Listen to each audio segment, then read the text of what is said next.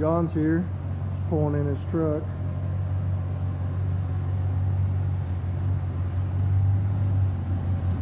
Getting up on the lift. Should do. Alright, so we got the spacers here. And if you look on the studs, they're threaded. And this spacer has all three of the studs threaded all the way into the end of the spacer. If you look at this one, that one's sticking out a little bit. That one's sticking out a little bit. And this one isn't even in. So what we're going to do is we're going to take two washers, toss them on there, put the nut back on, and then we're going to buzz it down with a gun so we can pull those threads all the way up, those splines all the way up into the spacer, and do that before we get started on putting it in the truck. So got the gun on there. We're just going to buzz it till it sucks that spline up into the spacer. Just like that. So we're going to do the third one. Now this one's not in at all. So when you do this, you want to make sure the back of it is completely flush with the flush end of the spacer. So you're kind of going to have to hold it with two hands. Put your washers on there. And like I said, the biggest thing is making sure it's straight. You don't want to pull those splines through and have it be crooked. So kind of look at it, make sure it's in there straight. We're going to hold it with one hand. We're going to buzz it with the other one.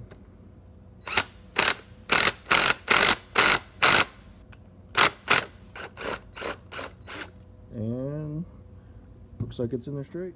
So first things first is you want to remove your sway bar on both sides. Quick and easy, just grab your gun. It's a 15 millimeter nut right there, and we're gonna buzz it off. If we don't strip it. There's that side. Let's go get the other side.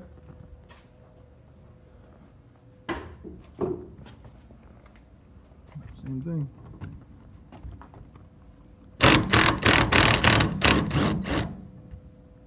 Then you can take your sway bar off of there and keep going.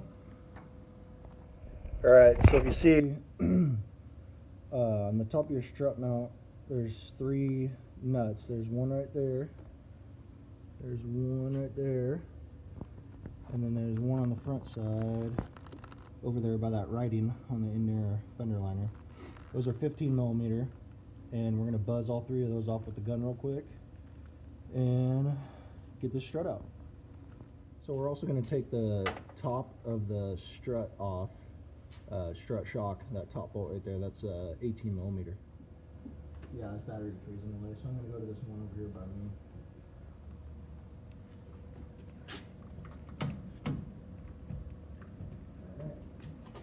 Ready?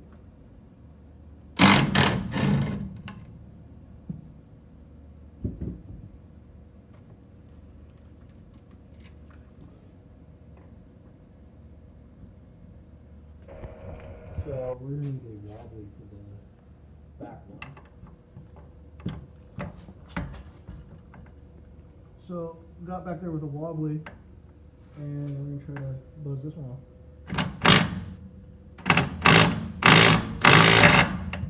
Without it stripping.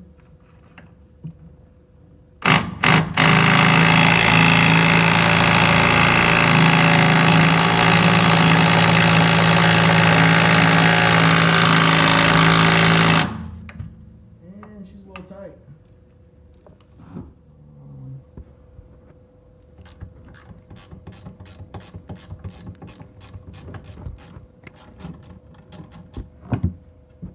That one.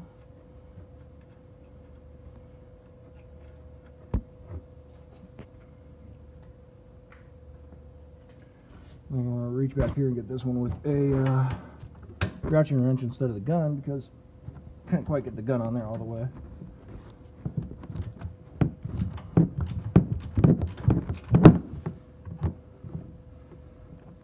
nice and tight. It'll push the fender liner out of the way.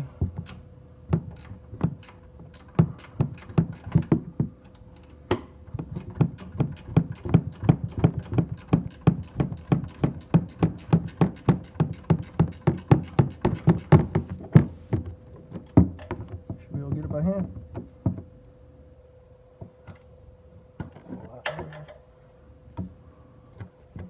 Pull that vacuum line off of there.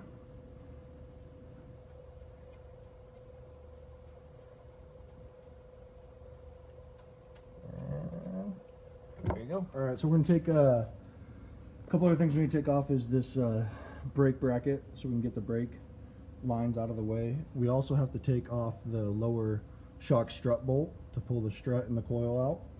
And then we still need to take off the top strut bolt. So we'll start with the brake line, and this is 13 millimeter.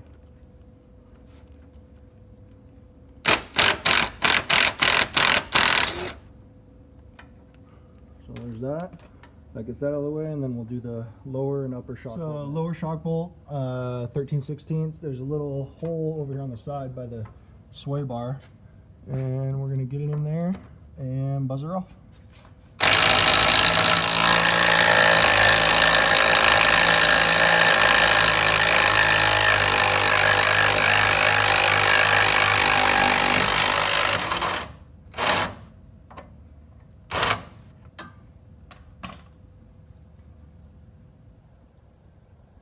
That's it.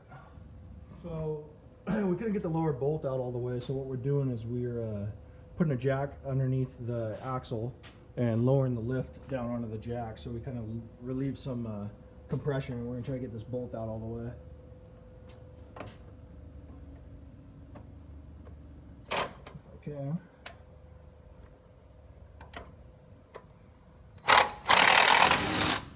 And there it is. So we're going to lift the lift back up and let this compress and then pull that out. So we're going to pull the strut all the way through the top so we can take it off. Just kind of got to squeeze it through here. A little bit of a tight fit. And she comes out. So here's your unit. And I keep saying strut. I mean, technically it's a shock. Whatever, who fucking cares. Here's what it looks like when it's in the car, and this is basically what we're replacing. Here's your studs that go up into the frame. This is going here. There's your 1.5 inch leveling kit, and essentially that'll go right on there, and we'll put it all back in. So got everything out of there, like you said, like you guys already saw. We just tossed the spacer in there real quick and put a couple nuts on it, just to make sure everything fit fine. This spacer is off of Amazon, right? Yeah. Off of Amazon, so yeah, chances are high it's probably not made in the USA. So we actually had to hit the stud a little bit with the nut on it to kind of straighten it out, to make sure it fit in the holes all the way. So get that up in there. We already test fit off the camera to make sure it's going to fit fine. What we're going to do is we're going to clean up the strut base, because this thing is just, or spring base, this thing is just caked with shit. We're going to clean up the spring, clean up the isolator, make sure it's all clean, and then toss it in. Alright, so got it in there. It's a little tough. We tossed a jack on the other side and lowered the lift down to kind of lower this side of the axle.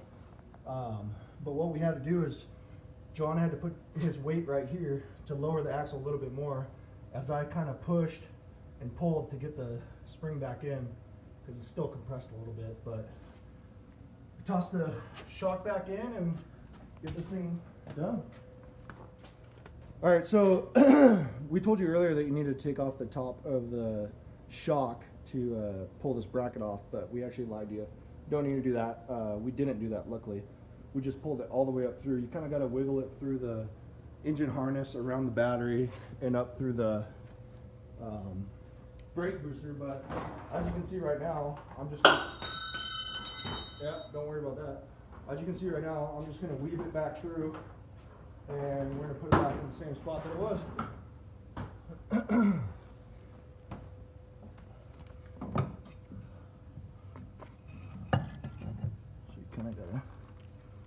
pull the engine harness a little bit, squeeze it through the booster if we can.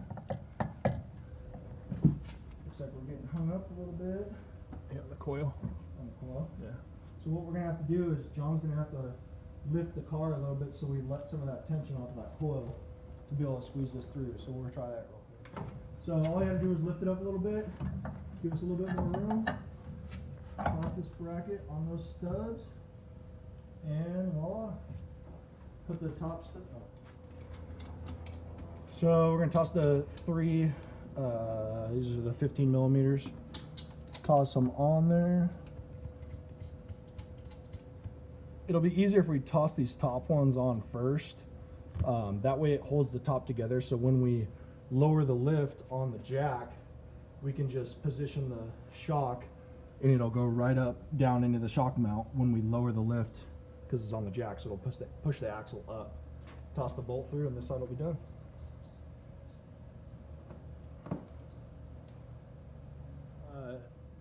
We were tightening these. The stock ones are 15s.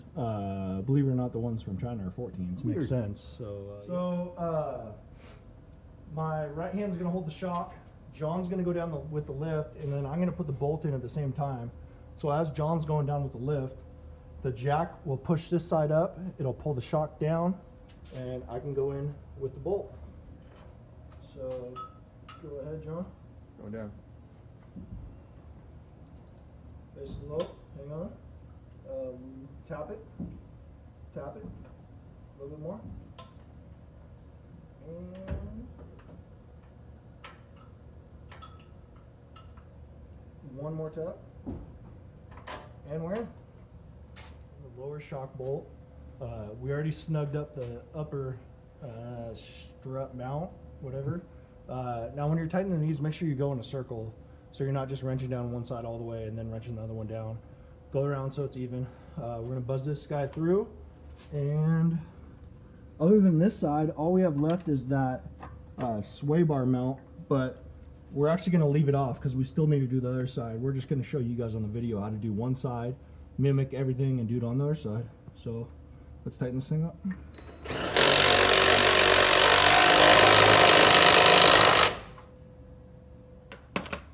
Tighten it up all the way. What you're going to do is, it's kind of hard to see. Oh, actually you can see it. Right here where my finger is, that's the head of the bolt. So make sure it's flush with the shock mount, which is right here. So once you're in there and it's flush, then you know it's tightened all the way. You can kind of hear the difference on the gun too. Only other thing we're going to do is toss this 13 millimeter bolt back in for the brake bracket, and this side's done. Alright, so I know we said we weren't going to show you this side, but after looking at it, we're actually going to have to. For this Dodge Ram Make Cab, this is the 1500, so a gas motor, you need to take out the airbox. I don't know on the diesels if the airbox is there too, but down there you can see our shock mount, and we have no way to pull it up and get it out of here without taking off the airbox. So take out your airbox, take out the hose clamp, bolt there, bolt over there, and pull it out. So this side, your track bar here is in the way. If I had a long socket like we used on their side, I had to have no way to get to it. So we took a short socket and a wobbly, and we're gonna kind of cross our fingers and hope that we can get it with this. So we'll let you guys know in a second if we can. So we actually had to come from on top, and we did use the long one still. We used the long socket, wobbly, and we came on top of the track bar. So we're gonna hammer down and see if we can get it off.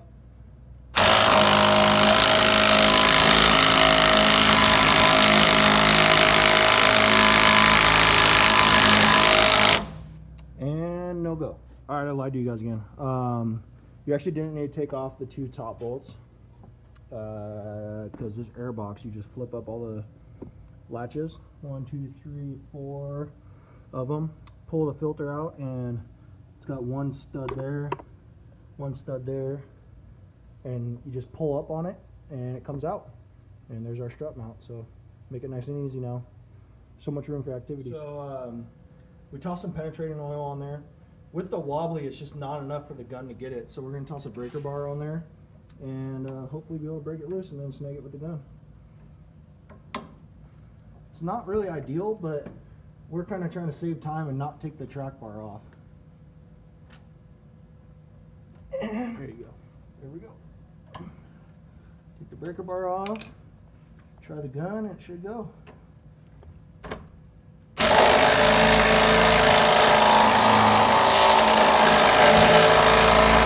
Well, I lied again. It's about the 6th or 7th time today, so I can get a little bit more with the breaker bar and try again.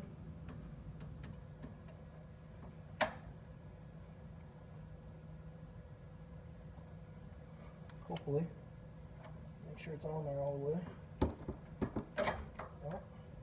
Oh. Well, that's probably why it wasn't working. We toasted a wobbly. So we'll get a new one on there and try it. So it didn't work the first time. We actually broke the wobbly as you saw. So we're going to try again. Get this thing loose.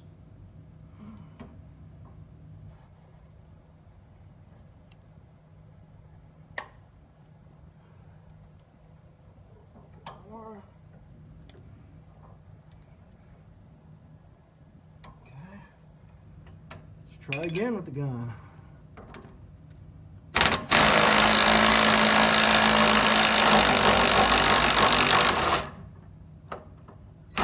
And we're pretty much out. So we're gonna relieve the pressure and then we'll be able to get it out of the way. All right, so we are all finished up, tightened up, everything's tightened down.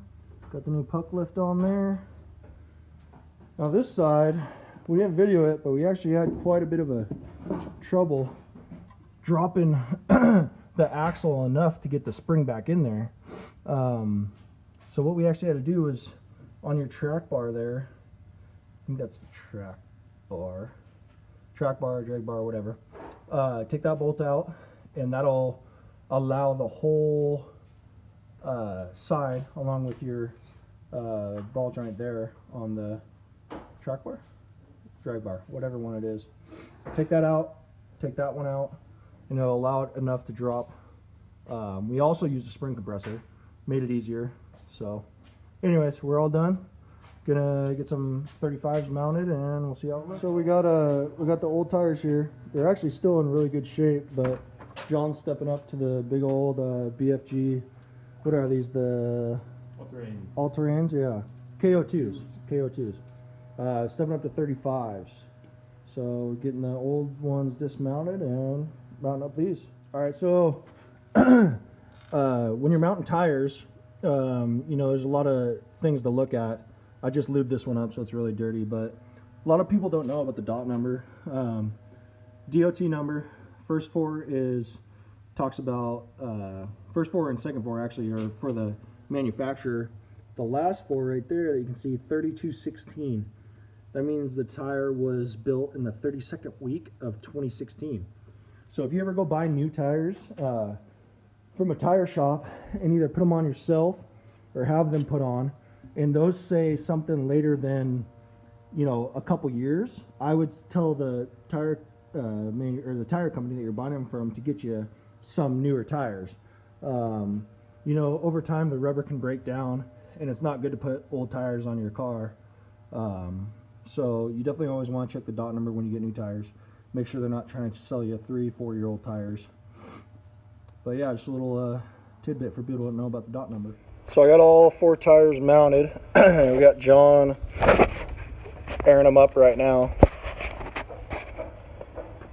So he's not going to be really loading anything up. So I think we're going to go 40 PSI.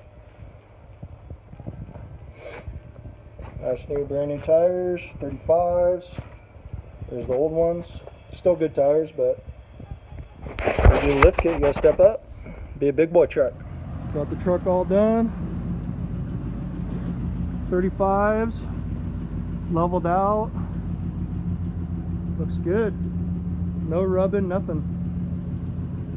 Truck's all level now.